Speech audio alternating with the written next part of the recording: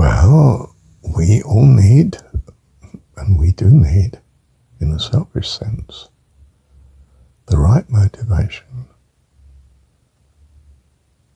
And in fact, I think the right motivation is to love and care for your potential audience, which of course is whoever God is leading you to and with. And you find where you are each day. So, we don't speak in a nervousness, a self-consciousness, because there is no risk. We are of good intent by the grace of God, and are preoccupied to bless and to help, to encourage and to care for all life. And so we are motivated by our concern to be aware of opportunities around us, to speak encouragement, to be a blessing, to listen to, and to give opportunity to life to be what it wants to be, just as our Heavenly Dad does. For we are born of Him. It is our fervent desire and hope to be born of Him. A wonderful Dad, our Heavenly Dad. Thank you, Heavenly Dad.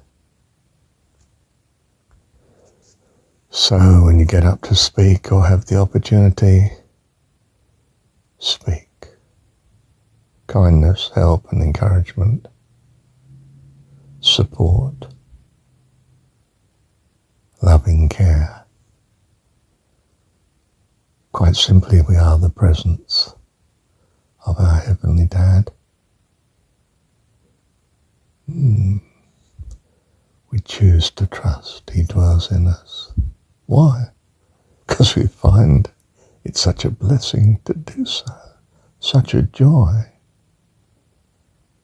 such a peace and hope and fulfillment, the fullness of life itself. How amazing! Don't forget to be thankful. You know, when you are alone, like I am at this moment, well, I'm talking to you, but I mean, you're not able to talk back to me, are you? So I spend the time, well, I would have spent the time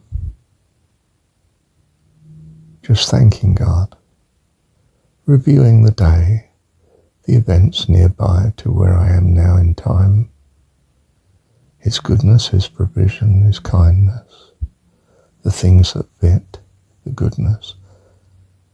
And if I stray upon something that was a difficulty, a problem, a stress, well, I thank Him for it. I deal with it. I don't linger on the hardship of it, but I certainly thank Him for it. I say certainly, what I mean is I'm most bent on doing so with joy, because it's my way of saying I'm so thankful for all your loving kindness. I can surely give you this thanks now for what seems to be a difficulty in trust, that you've given it as a blessing, and you make it a blessing. It is a blessing already. I don't have to ask. I would ask him if I felt he wanted me to ask. But I want to know in my heart that he's wonderful, whether I were or not. Still he is wonderful, always loving, always kind. Whether I make mistakes or not, whether I willfully go astray or not. And the reminder of his goodness transforms me. Do you realize that? Your thinking upon his goodness transforms you into his likeness and being. You are filled with the love of God. Your awareness of his love for you, and then your awareness of your spontaneous upwelling love for him. And so being so filled, shalom, in peace and provision, we abound in grace and love to others. It's a joy to be so inclined. And by the love and grace of God we are. So our life is filled with joy, hope and peace, and the assurance of our wonderful, loving Heavenly Dad.